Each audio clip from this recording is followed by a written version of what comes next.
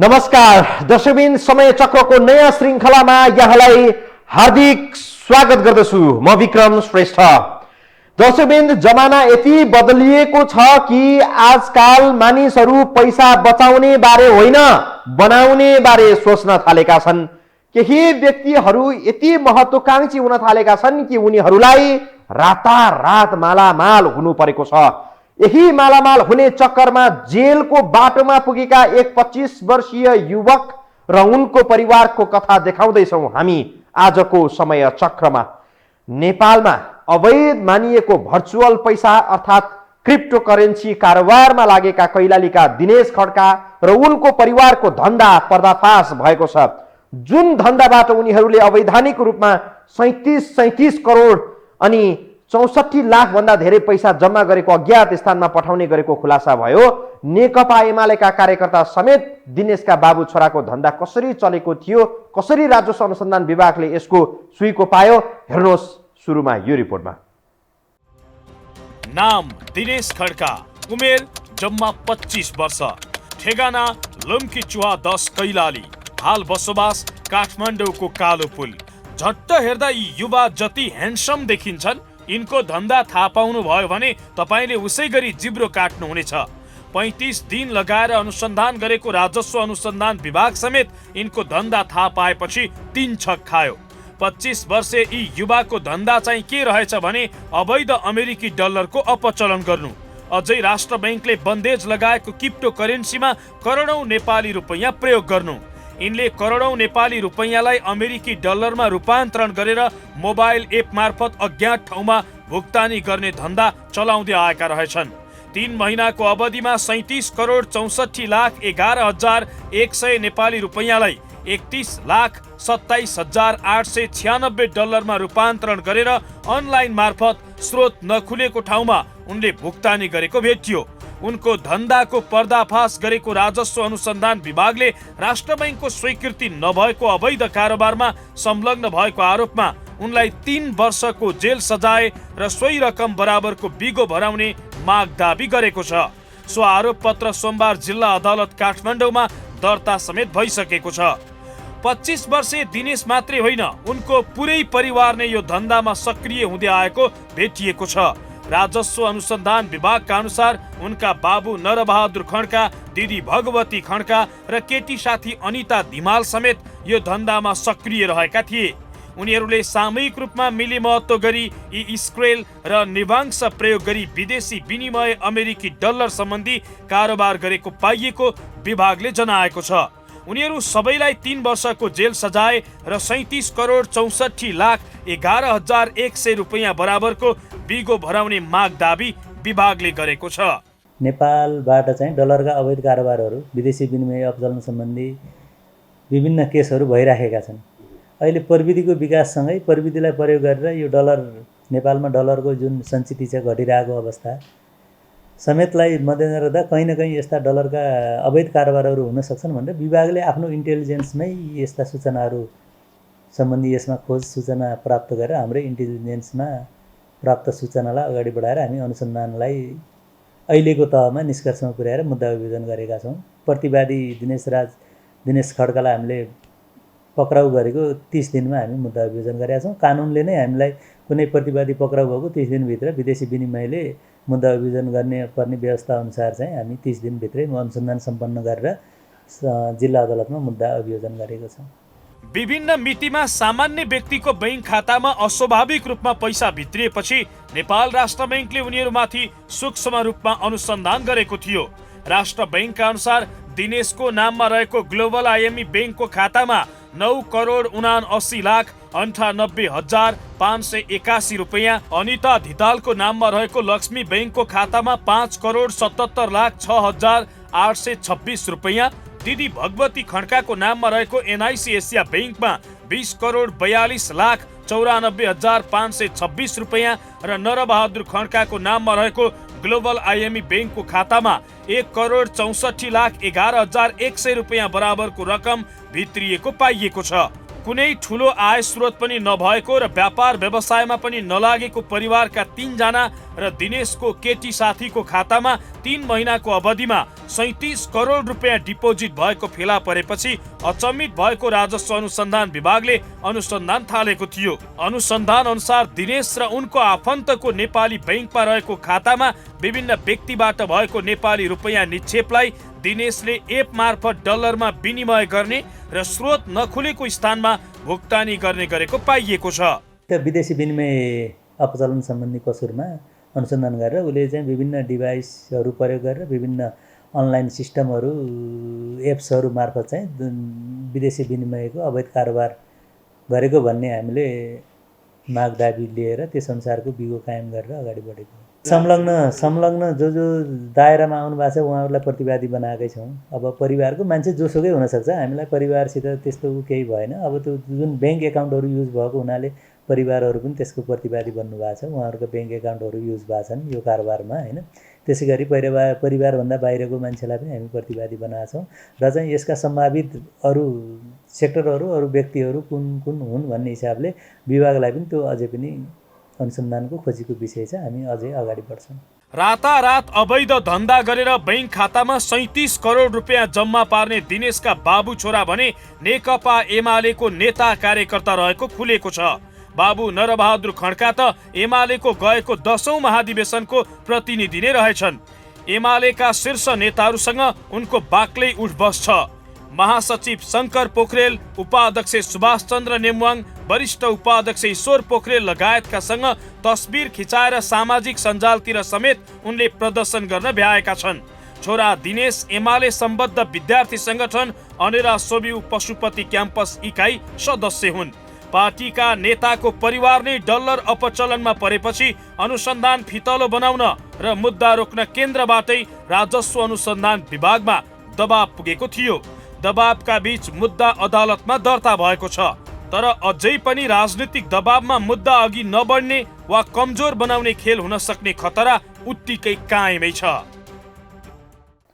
हो, राजनीतिक दबाबमा यस्ता अपराध कर्ममा संलग्नहरू छुटेका धेरै घटना छन्।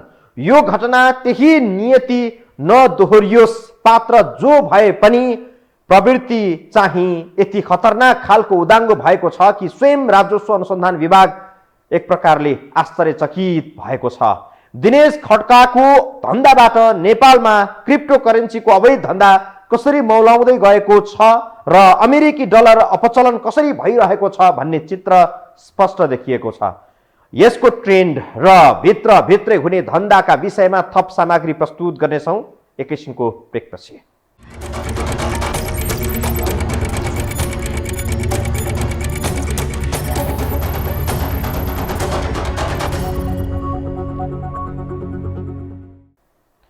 दर्शकवृन्द, आज हामी समय चक्रमा नेपालमा मौलाउँदै गएको क्रिप्टो करेन्सीको धन्दा र एक 25 वर्षीय युवाको पुरै परिवारको संलग्नताले उजागर गरेको पाटो देखाउँदैछौँ।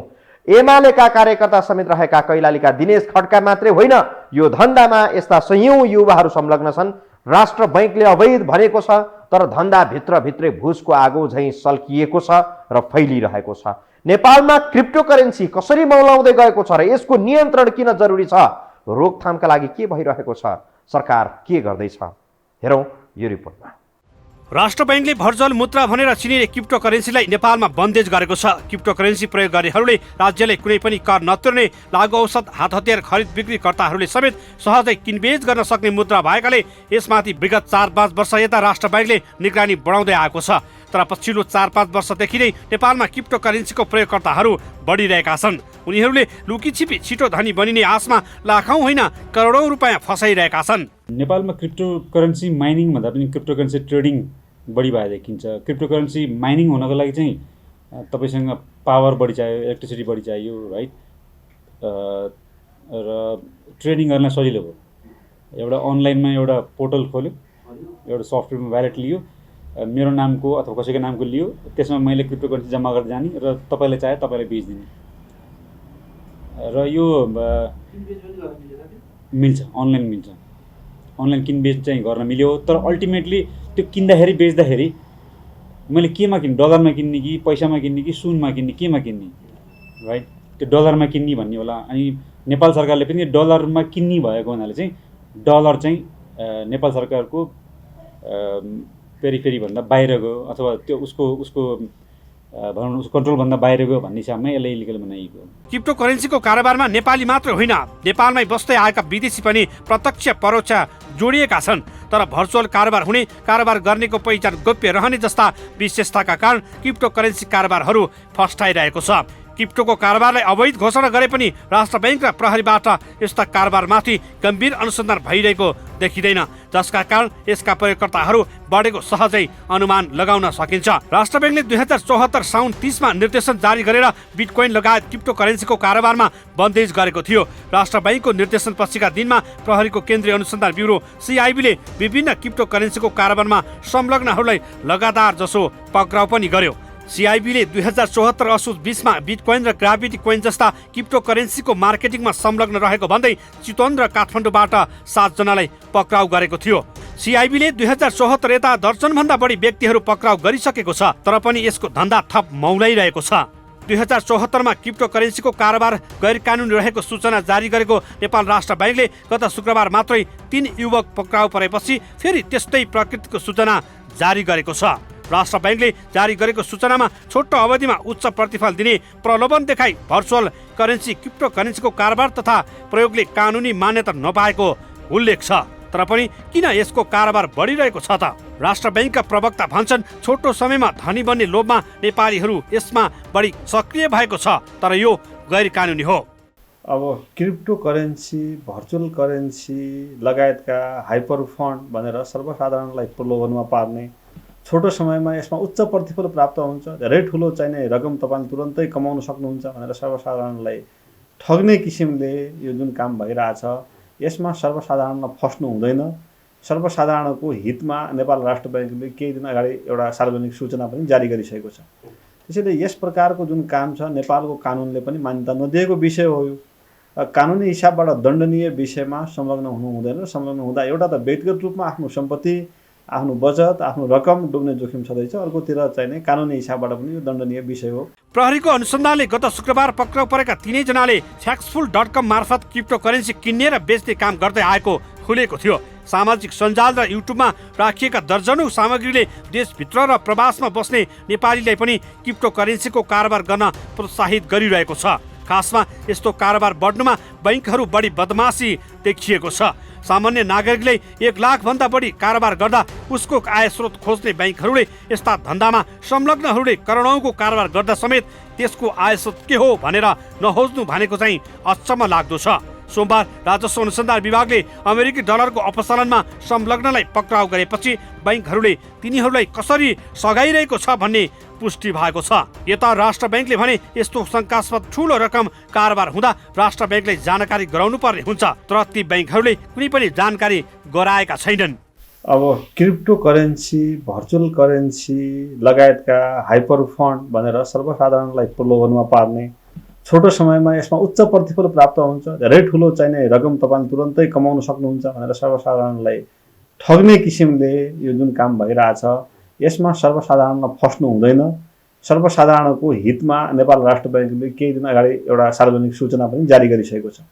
त्यसैले यस प्रकारको जुन काम छ नेपालको कानुनले पनि मान्यता नदिएको विषय हो। यो कानुनी हिसाबबाट दण्डनीय विषयमा संलग्न हुनु हुँदैन। संलग्न हुँदा एउटा त व्यक्तिगत रूपमा आफ्नो सम्पत्ति, आफ्नो बचत, आफ्नो रकम डुब्ने जोखिम छँदैछ, अर्कोतिर चाहिँ कानुनी हिसाबबाट पनि यो दण्डनीय विषय हो। त्यसो त नेपालमा यस्ता अवैध धन्दा रोक्नको लागि नीति नियम नबनेको पनि होइन, तर ती नीति नियम व्यवहारमा कार्यान्वयन नहुँदा र राष्ट्र बैंक र अन्य नियमन निकायहरूले चासोका साथ नदिँदा यस्ता गिरोहहरू सक्रिय भइरहेका छन्। क्रिप्टो करेन्सी सम्बन्धी अघिल्ला घटनामा भन्दा सोमबारको घटना यस अर्थमा फरक देखिन्छ कि ठगीको रकम विदेश लैजान विदेशी नागरिकले आकर्षक तलबमा काम लगाइदिनेदेखि विभिन्न प्रलोभन देखाउँदै नेपालीहरूलाई प्रयोग गराएर क्रिप्टो करेन्सीको कारोबार गर्ने गरेको देखिन्छ। ब्लकचेनमा आधारित क्रिप्टो करेन्सी कारोबारले भित्रभित्रै बढ्दै गरेको यसको कारोबार भन्दा पनि ठगी र हुन्डीमा क्रिप्टो करेन्सी प्रयोग हुनु चिन्ताको विषय हो। गत शुक्रबार र सोमबार पक्राउ परेकाहरूको घटनाबाट यस्तो प्रयोग भइरहेको तथ्य स्पष्ट हुन्छ। विभिन्न प्रलोभन देखाएर फसाउने अनि क्रिप्टो करेन्सीमा लाखौं होइन करोडौं रकम डुबाउने नेपालीको संख्या दिन प्रतिदिन बढ्दै गएको छ। यसमा फस्ने र फसाउनेको जमात झन झन उकालो लागिरहेको छ।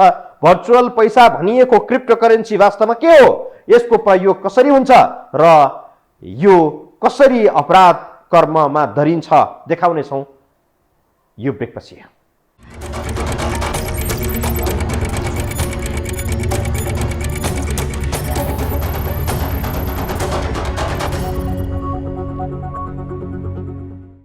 नेपालमा मौलाउँदै गएको क्रिप्टोकरेन्सीको धन्दा र एक 25 वर्षीय युवकको पुरै परिवारको संलग्नताले उजागर गरेको तथ्य हामीले आजको समय चक्रमा प्रस्तुत गरिरहेका छौँ।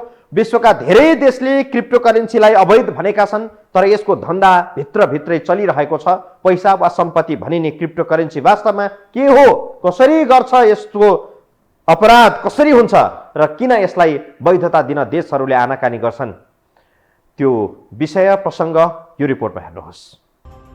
नेपालमा प्रविधिको प्रयोग जसरी बढ्दै गएको छ, ठिक त्यसै गरी भर्चुअल मुद्रा अर्थात् क्रिप्टोकरेन्सी प्रतिको चासो पनि उसै गरी बढेको छ।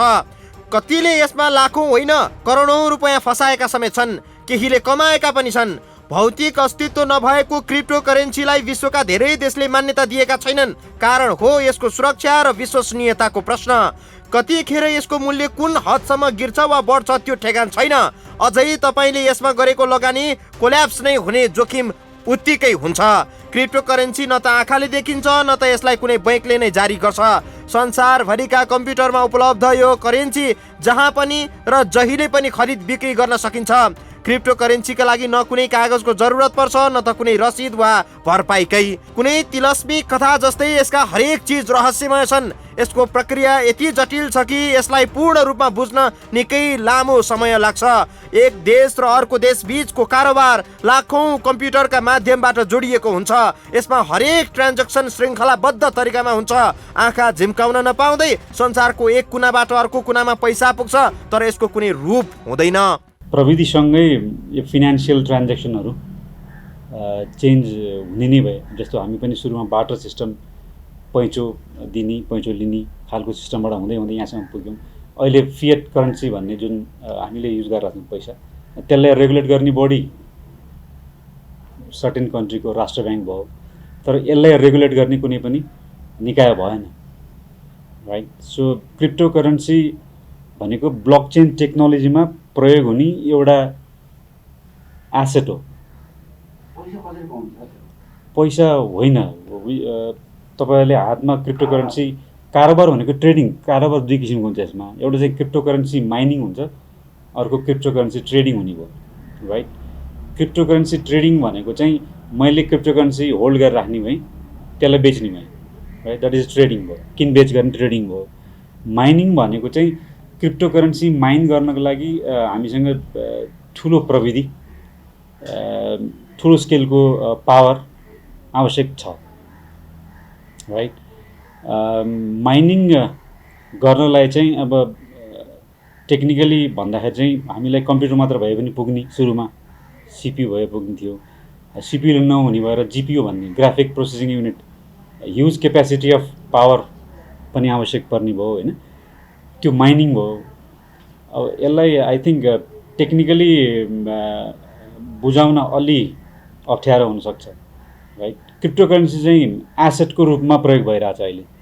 क्रिप्टोकरेन्सी करेन्सीको रूपमा भन्दा पनि एसेटको रूपमा। अचेल बजारमा जुन बिटकॉइनको चर्चा हुन्छ त्यो वास्तवमा क्रिप्टोकरेन्सी हो। क्रिप्टोकरेन्सीको अस्थिरता, विकेन्द्रीकृत प्रणाली जस्ता कारणहरूले धेरै देशहरूले यसलाई अनुमति दिएका छैनन्। खासमा यसको प्रयोग राज्यलाई कर छल्न वा अवैध कारोबार गर्न ज्याला प्रयोग हुने गरेको छ, जसका कारण विश्वका धेरै देशले यसलाई अवैध मानेका छन्। क्रिप्टोकरेन्सीको प्रयोग हतियार, लागु औषध कारोबार, मुद्रा निर्मलीकरण जस्ता गैर कानुनी काममा समेत प्रयोग भइरहेकाले यो मुद्रालाई लिएर धेरै देशहरू चिन्तित छन्। साथै धेरै मानिसले क्रिप्टोकरेन्सीमा लगानी गर्दा देशको ठुलो रकम विदेश जाने सम्भावना पनि हुन्छ। यही कारण विश्वका धेरै देशहरूले क्रिप्टोकरेन्सीमा कडाई गरेका छन्। अब क्रिप्टोकरेन्सी, भर्चुअल करेन्सी लगायतका हाइपर फन्ड भनेर सर्वसाधारणलाई प्रलोभनमा पार्ने, छोटो समयमा यसमा उच्च प्रतिफल प्राप्त हुन्छ, धेरै ठुलो चाहिने रकम तपाईँले तुरन्तै कमाउन सक्नुहुन्छ भनेर सर्वसाधारणलाई ठग्ने किसिमले यो जुन काम भइरहेछ, यसमा सर्वसाधारणमा फस्नु हुँदैन। सर्वसाधारणको हितमा नेपाल राष्ट्र ब्याङ्कले केही दिन अगाडि एउटा सार्वजनिक सूचना पनि जारी गरिसकेको छ।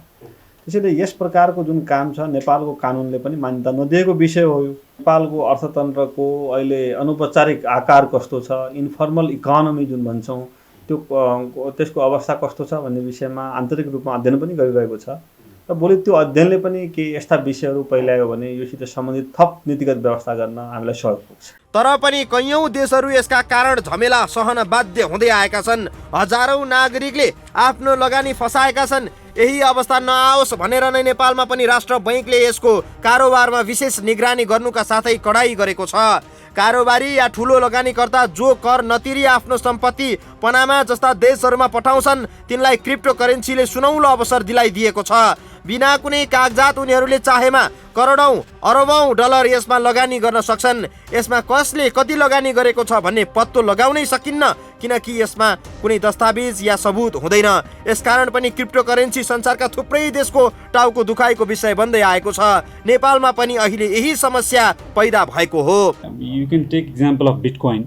जुन हिसाबले यो बढ्यो, अहिले 60 लाख अराउन्डको प्राइस छ नेपालीज रुपिससँग कम्पेयर गर्ने हो भने, जुन थोरै अमाउन्टबाट 2010मा सुरु भएको थियो। Within time frame of 10 to 15 years अब लाखौँमा बढ्ने भएको हुनाले मान्छे यसप्रति आकर्षित भएको छन्।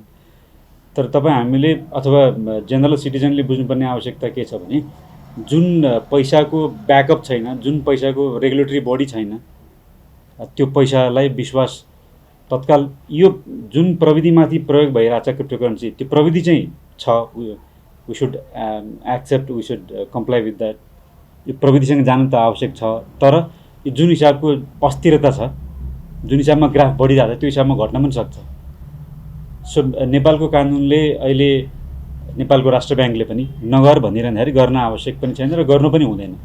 विश्वमा अहिले 6700 भन्दा धेरै क्रिप्टोकरेन्सीहरू औपचारिक रूपमा कारोबार भइरहेका छन्। सन् 2021 को डिसेम्बरको तथ्याङ्क अनुसार समग्र क्रिप्टोकरेन्सीको बजार पुँजीकरण 20 अर्ब डलर भन्दा धेरै छ। यसमा बिटकोइनको मात्र पुँजीकरण 10 खर्ब डलर बढी छ। अवैध धन्दा गर्ने र राज्यको आँखा छल्नेका लागि क्रिप्टोकरेन्सी ठुलै हतियार बनेको छ। तर यसले राज्यहरूलाई कमजोर बनाउने मात्रै होइन, धेरै नागरिकको बिल्ली बाट उठाउने खतरा औँल्याइरहेका छन् विज्ञहरूले, जसको भौतिक अस्तित्व छैन, जसको स्थायित्व पनि छैन। त्यसैको पछि लाग्दा यसले तपाईँको धन त सक्दै छैन र जेलको बाटोमा त पुर्याउँदै छैन भन्ने प्रश्न उब्जाएको छ। होसियार हुनुहोस्, फसाउन खोज्नेसँग सचेत बन्नुहोस्। दर्शकवृन्द, आजलाई समय चक्र यति नै। समय चक्रका साथै टेलिभिजनका सम्पूर्ण समाचार बुलेटिन कार्यक्रम यो हो टेलिभिजन.com, यो हो खबर.com, युट्युब अनि फेसबुकमा पनि हेर्न अनि पढ्न सक्नुहुनेछ। आजलाई बिदा दिनुहोस्। नमस्कार।